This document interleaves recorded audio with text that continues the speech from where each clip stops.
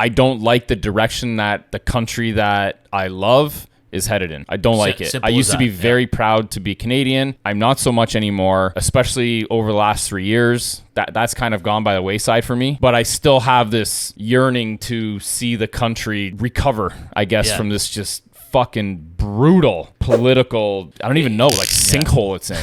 So now that the middle class is starting to complain, I'm anxious to see what ends up happening. Yeah. Any thoughts on how this plays out from a middle class kind of perspective here and a political perspective? I mean, the only insight that I have is the comment section on some of the posts that I make that go viral, and people are fed up. Really? Right? Yeah. So you're hearing kind of the same thing. Yeah, people are fed up. What are some of the comments? Like a lot of them are simply fuck Trudeau. Like he's a clown and he doesn't know what's going on and he's out of touch and a lot of people. I'm starting to see a lot of people also. I feel taking a different approach to politics, where it's not some sort of bipartisan, perspective. It's more like fuck the government as a whole. Interesting, right? That's a good point. Governments, no matter which side of the government you're on, they're all snakes. They're all politicians. They don't have our best interests at heart.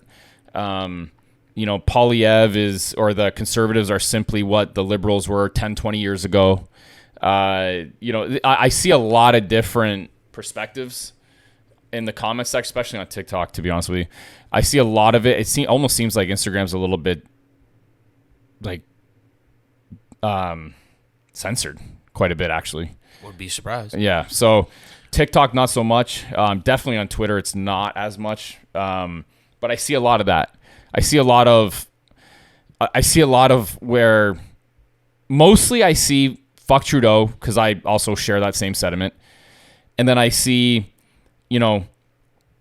secondarily, Polyev is the answer. And then third, just fuck everybody that's part of the government.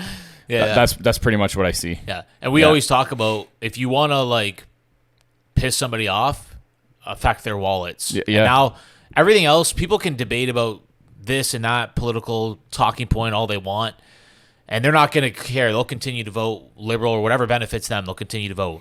But when the government in power is affecting your wallet and your savings are running dry and you can't pay your mortgage anymore, that's when you start to become irate, which is why I kind of am predicting they're going to start to back off on some of this unaffordable stuff, like the interest rates and stuff like that. I'm not saying this quarter, but over the next 6 to 12 months, they're going to have to, man, or they're going to start, people are going to start really getting upset, and then they're going to lose their vote.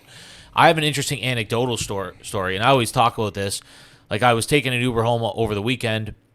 Somebody picked me up. They were an immigrant. I don't know what country they were from. And I always ask the question, who would you vote for? Because I have this perspective that they're going to vote for whatever benefits them, which is typically, right now, it's the left. And I asked this question. He actually said he would vote conservative. Interesting.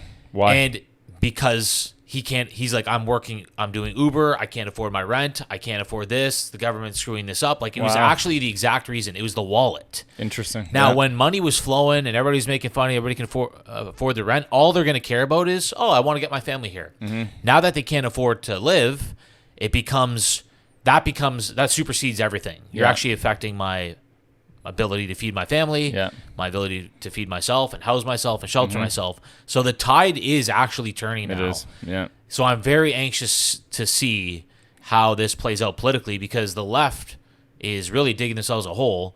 And I'm not saying that the left or right they're both flawed deeply, but we don't know. The left is definitely the worser of two evils. 100%. Like, no question. Because this is the result.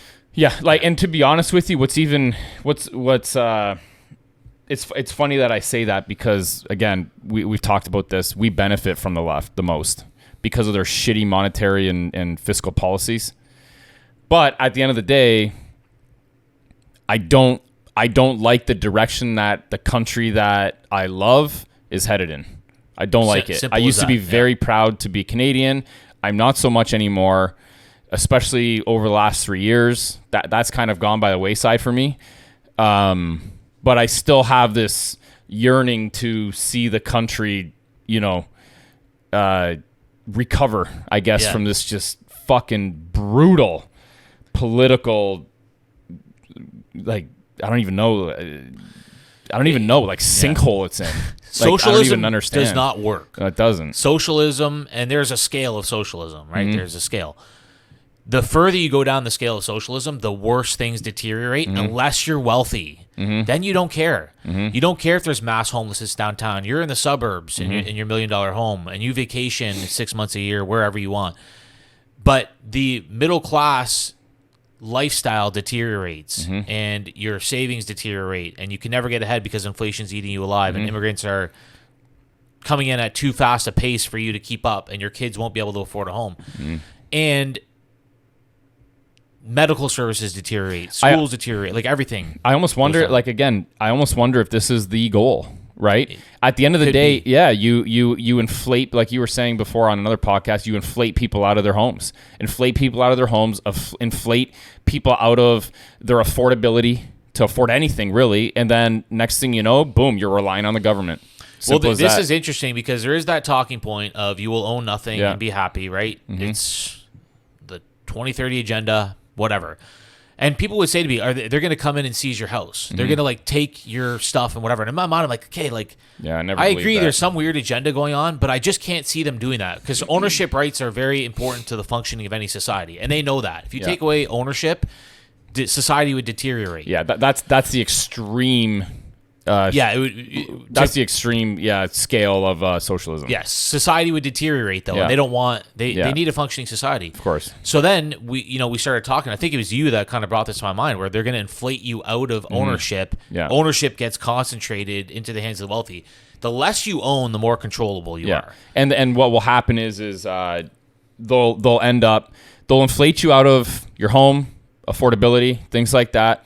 So there'll be less people to control, but the people that they will be able to control is the wealthy, because what they'll do is they'll add restrictions, they'll add policies in place to essentially control that 1% of the population that do own all the assets, which then controls the rest of the population, right? It's almost like you have the CEO, right? Then you have middle managers, which is what we would be, the asset owners. And then you have all of the workers that are then controlled by means of the people that control the assets. This is a great visualization. I think that's basically China. If you look 100%. At a company like Alibaba, they're the Amazon of China. They also owned, I think, a bunch of social media stuff as well. Like WeChat is big, whatever it is. They own WeChat, over there. Yeah. Something like that. Like, they're in the social media space as well. Okay. And I know the CEO of Alibaba, Jack Ma, he was putting up some dissidence with the authorities there. He went missing for a while. You know what I'm saying? So, I remember that, yeah. And you're right. That they're such a big influencer on the economy. They're such a big influencer on data. They probably control all the data. That if you can control him, then you can control billions of people potentially. Like, it makes sense. It logically makes sense. If you're trying to control your population, control the people that control the majority of the population or have access to it. Because when you have access, you also have some sort of level of control, right? You control information. When you control information, which is essentially, you got to think, okay, so for my business, Canadian Protein, I have access to millions of people's data, okay? So if the government wanted someone to control, they control someone like me, who then has access to millions and millions of data points on millions of Canadians. It's the perfect scheme. Yeah. And how do they do that? They don't come and put a gun to your head. They create a law that says, hey, we some need sort of fucking backdoor policy or whatever. And they usually do it under the guise of some sort of emergency. Of course. Oh, we need this data because there's a terrorist threat. Or, there's a health pandemic. We need access to your you produce not pharmaceuticals, but supplements. That means health. That's tied to health. We need all your data. Yeah.